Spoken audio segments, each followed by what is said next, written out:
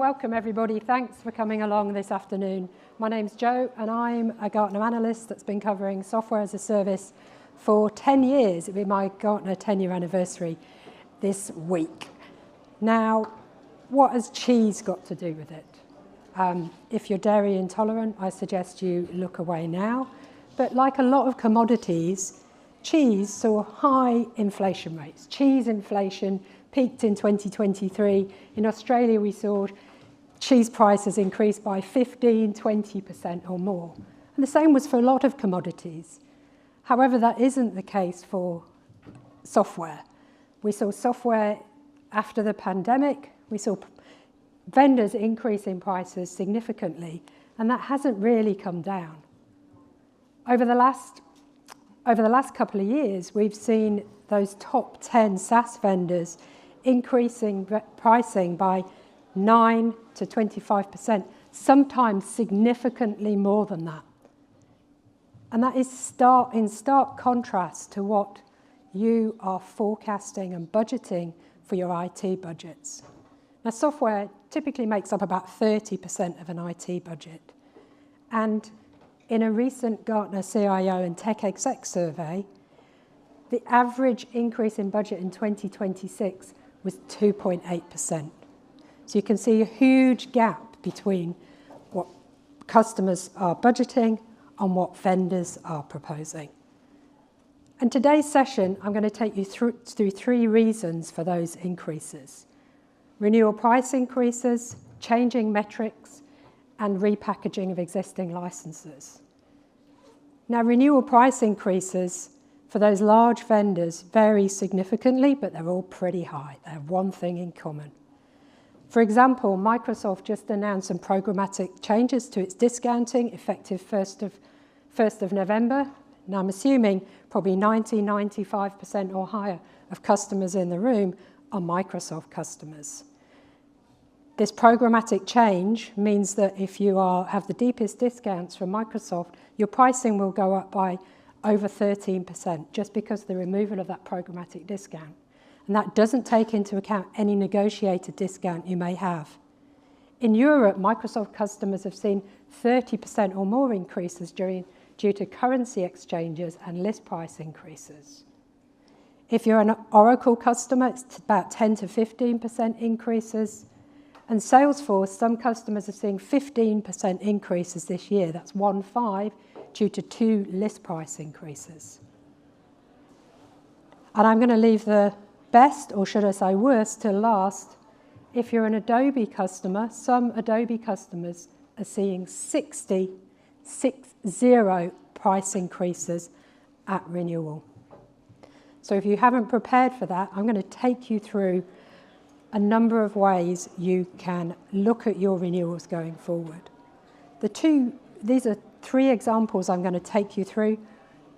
The examples 2 and 3 are related to metric changes and repackaging. So let's look at that first one. And these are all examples of customers Gartner have spoken to in the last 6 months or so, and how they went about their renewals. This first example is a financial services client. And they were coming up for their SaaS CRM renewal in about 12 months' time. And the vendor, you can see here, increasing a 20% increase on a $5 million contract, up to $6 million per annum. However, this organisation had only budgeted 5%, rather more than the average of 2.8%, so quite generous, but still significantly less than the vendor was proposing. So in summary, you can see here the difference between what the vendor is proposing and what the customer has budgeted. Over $2 million of difference in that 3-year period. I want to take a step back here and show you how customers are typically at the moment preparing for renewals. And I must say, I've spoken to some Australian clients that look at things much earlier than this, but the majority of customers we speak to are only looking at renewals perhaps 3 to 6 months out. And I'd say within that, probably 3 months out. And that really only allows enough time to do some basic demand planning, and perhaps 1 or 2 rounds of negotiation. It doesn't allow time for that upfront preparation, and it doesn't allow time to potentially go out to market, bring things forward. Now, this customer, in our example, they were looking at this about 12 months out. And we have a 5-phase process we suggest to clients for their largest contracts. And this is looking at your renewals for your largest providers, like your Oracles, your Microsofts, 12 to 24 months out. It could even be potentially further out than that. If you are seriously looking at changing providers, the question to ask, how long would that take? It may well take longer than 24 months if it's CRM or an ERP vendor. So planning that time in. So that first phase is around bringing the team together, bringing all the stakeholders together, also identifying the multiple contracts you might have. If you have Microsoft, I'm sure you have multiple contracts. You might have some enterprise license, an EA agreement. You might have some CSP. I speak to a lot of Salesforce customers, and it's not unusual for those Salesforce customers to have multiple contracts that are all renewing at separate times. Might have one for MuleSoft, one for Slack, one for Core. And when I speak to customers, sometimes they're not aware of other parts of the business might have a MuleSoft contract. Might be, do you have a MuleSoft contract? But I'm not sure. So it's really getting all of that information together to look at it holistically and driving it forward. Going into phase 2, this should be where you're assessing your future requirements and reviewing the technology roadmap for you and the provider. Gives you time to look at, are there alternatives out in the market? Now, this customer in this example, they identified the need. They had a need for some data analytics and some AI capabilities, which the incumbent vendor could provide. But by looking at this early, they identified there were a number of other vendors in the market that could also do the same. During this due diligence period, the customer identified, the teams identified, they didn't really want to move away from the incumbent vendor for the core offering, which quite happy with the service and the support they were receiving. And they had identified these possible competitive alternatives. They're moving closer to that renewal, that 6 to 12 months out. Looking at the current demand forecast, the customer identified that they had about 750,000 of shelfware of unused licenses. They also verified they didn't need to move to a higher edition that the vendor did have. I mean, many vendors in SaaS have multiple editions, perhaps 5, 6 editions in some cases. And there may be a possibility to move down. They're going to try and force you to move up, of course. But they verified, they had time to verify, actually, the offering they were purchasing was adequate for their needs. It also meant that they had the possibility of renewing early. They identified when the vendor's year end was, could potentially bring that renewal earlier than the contract was running for. And then we're moving closer to the renewal here. The customer launched an RFP for those additional capabilities, so not the whole estate, for those data analytics and Gen AI capabilities. They requested multiple options from the incumbent vendor, different term length, different packaging. They also it allowed them to have several rounds of negotiation with the incumbent provider. If you're only leaving that negotiation until the month before, you might get one offer and perhaps a second offer. Vendors are pretty good at dragging these things out, but if you start this early enough, it allows you time to have those iterations. If we look at the initial vendor proposal here, so the vendor was proposing a $1 million uplift. They initially proposed that those new Gen AI capabilities were another $1 million, and they did say, generously or not, that they'd remove that $750,000 shelfware, giving a proposed initial proposal of $6.25 million. Let's look at what the customer countered with, based on the evidence that they built up through that planning phase. They said, well, actually, we looked at your publicly available statements, And this vendor had said, oh, we were able to reduce our software development costs by the use of Gen AI in our own organisation. So the customer said, we don't want to pay a 20% increase. We'll pay a 7% increase. We think that's fair, resulting in $350 extra. They did some benchmarking on those new capabilities. It was a proposal review with Gartner. If you're a Gartner customer, we can review those large vendor contracts for you. And we were able to tell that customer, actually, it shouldn't be $1 million. It should be about 500,000, plus the removal of shelfware. So that counter-offer from the customer, 5.1 million, less than the budget. Of course, the vendor came back with a best and final, significantly less than the original proposal. As part of this, the customer was also able to negotiate some key terms. One of those was a price uplift cap for the renewal. The reason the vendors can add 20, 30% is because there's nothing in the contract actually limiting the amount they can increase by renewal. They said, well, we'll reduce the offer on the new products, not down to 500,000, but to 600,000, and they removed the shelfware. Towards the vendor, the customer did offer some to act as a reference client for this provider, relatively small provider. Depending on how large you are and how the provider is, that may be beneficial to that vendor. If it's a larger vendor and you're buying into strategic products, that also may be beneficial to them. So able to sort of give and take in that negotiation. So the summary of the negotiation, this customer was able to avoid an additional almost $2 million from that initial offer to the final offer from the provider. So what are the recommendations we can take away from this? First of all, start preparing early. I can't overemphasize that on some of these large providers. And it isn't 12 months, it might be 24, it might be 36. Not on all of them. Your smaller providers, actually a really short cycle time may be fine. If you've got some price uplift caps, it's a low level spend, you can't focus your attention on every single SaaS renewal. Identifying future needs. So this customer was able to say, well, actually, we do need these extra capabilities, and use that as leverage in the negotiation. Identifying that shelfware and product that wasn't being used, and opportunities to reduce, kind of to offset those additional capabilities. Plus, they're able to leverage the competition, in this case, for these new capabilities. If there is a potential desire to move away, it might be you've competed the whole of the estate, both the current and those additional capabilities. Depends on the provider. In this case, the customer was happy with the incumbent, just leverage that competition on the new capabilities.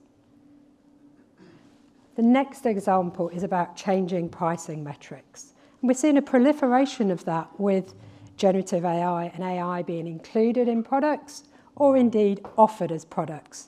But this particular example isn't about AI. My third example is. This example is a retail customer that is coming up for renewal of its integration and API management gateway platform. The vendor is proposing an increase of 200,000 on 6 million if this customer moves to a new metric. They're currently on a core-based metric. The vendor is proposing they move to an API metric. They're also offering the customer the ability to stay on the current metric. They had that option. But you can see here there's an incentive by the provider to move to this new metric. Now, this customer's software engineering team identified, actually, a change to this new metric may be beneficial. They're a retailer, don't forget, so they see big peaks and troughs in their demand. You think of Black Friday, how many API requests would be going through that gateway. So an API metric would take that into account, whereas a call-based metric, they're having to license for this high watermark. However, should not take these things on face value.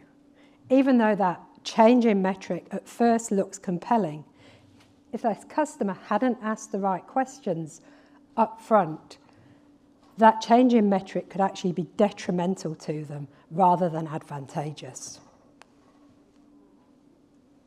So what are the questions that this customer needed to ask? First of all, is this change being mandated, or is there an option to remain? In this particular example, it wasn't mandated. There was an option to stay on the current metric, although we don't know how long for. If the vendor is mandating the change and they won't negotiate, this is perhaps the opportunity to go out to market. You started nice and early. This customer had started looking about 12 months out. Or if there isn't an option to move now, or even in a year's time, it might be sucking it up, signing a 1-year contract with the intention of going out to market then. This example, it's integration, it's really sticky, so it might be you look for a dual source strategy. Keep with this vendor, also bringing an alternative, and then balancing the workloads between the two providers. Is that new pricing proposal fair? Well, this customer was able to benchmark it, and actually the pricing being proposed on the new metric wasn't as good as this vendor was proposing to brand new customers. They were taking advantage of the fact that this customer was an incumbent sitting customer. Are there additional costs with this new model? Well, in this scenario, it was essentially a credit-based model. There was a number of baseline API calls with it and data throughput included within that pricing. However, it was only based on the historic API calls, not taking into account the future demand. Are there additional costs with this? What are the additional usage likely to be? This vendor was proposing, actually, if the customer went over the baseline, the overage charges, and you've read this correctly, were list price plus 50%.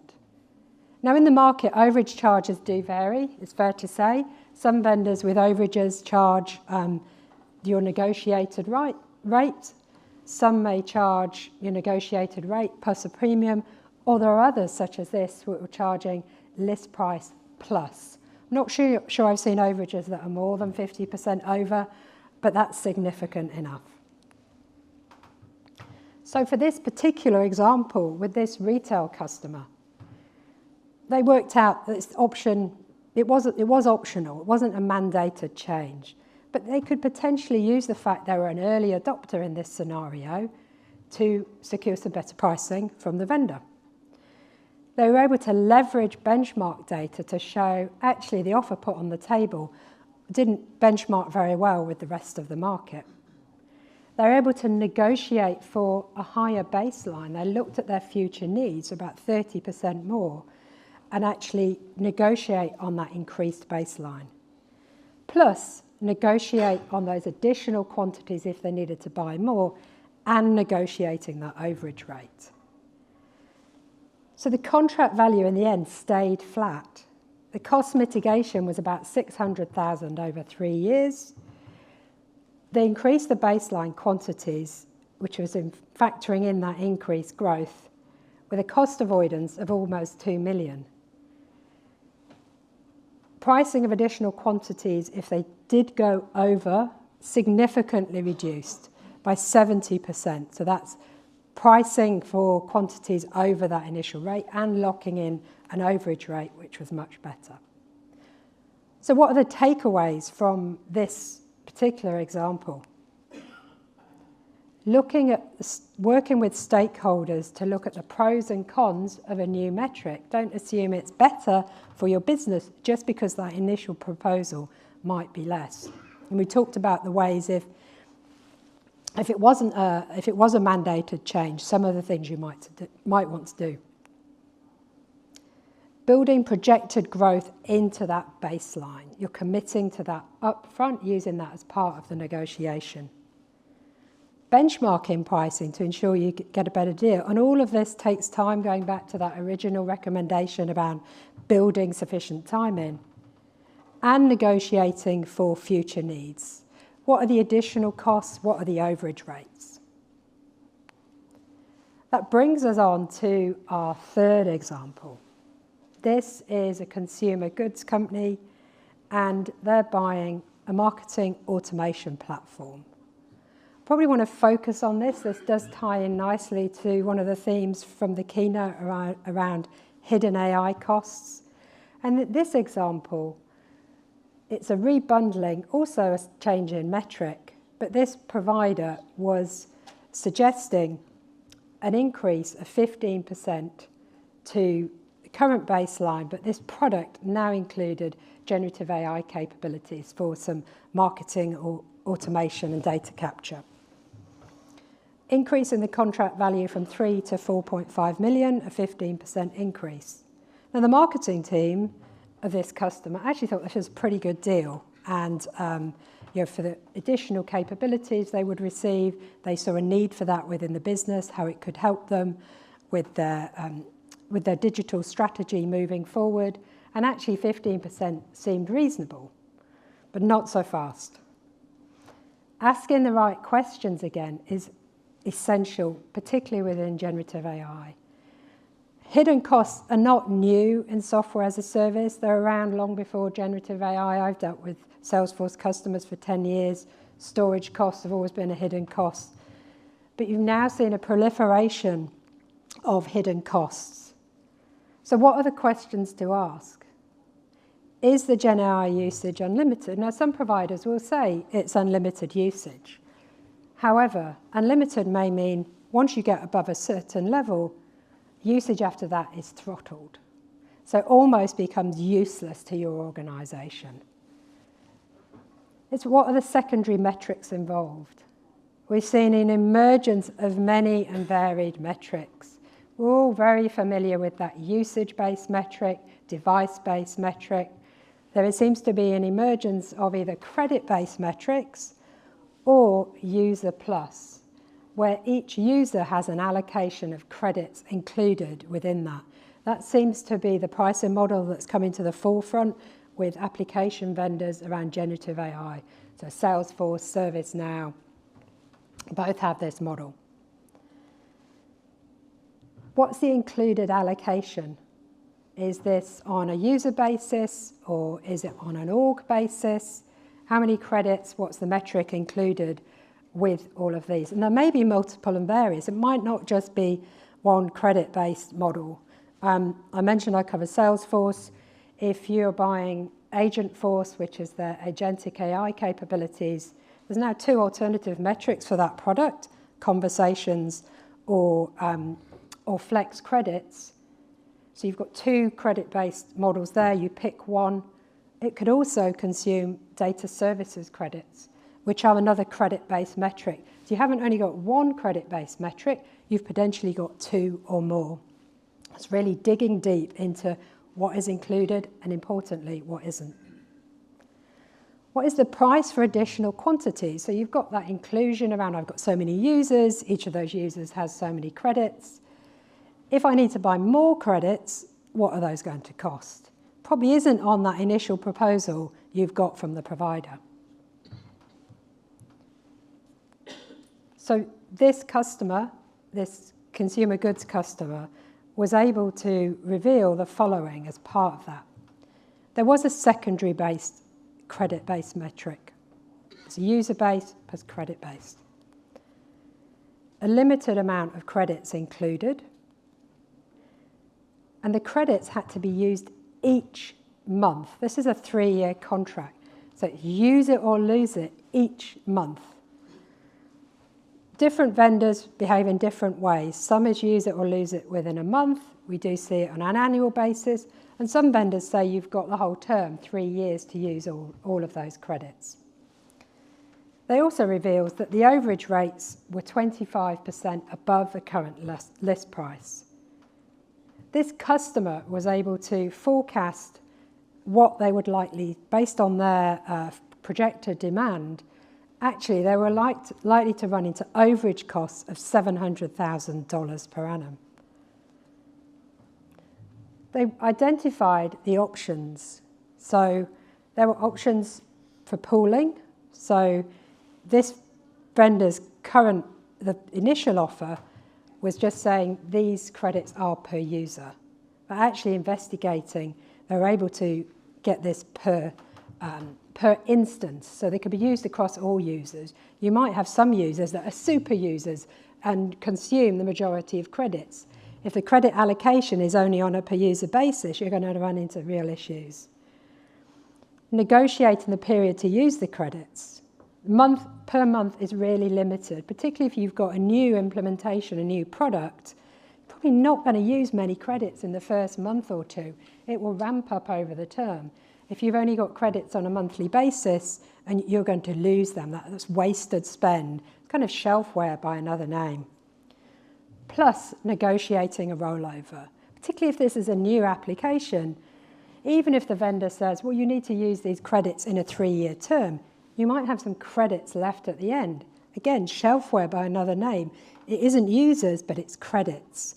Can you negotiate for some of those credits into the next term? Might not be all of the credits, but a proportion of the credits. Basing the proposed cost on forecasted usage, and plus committing to that additional use. If you have negotiated rollover into the next term, then you could perhaps be a bit more bullish in your commitment. Generally, the more you buy, the better the pricing.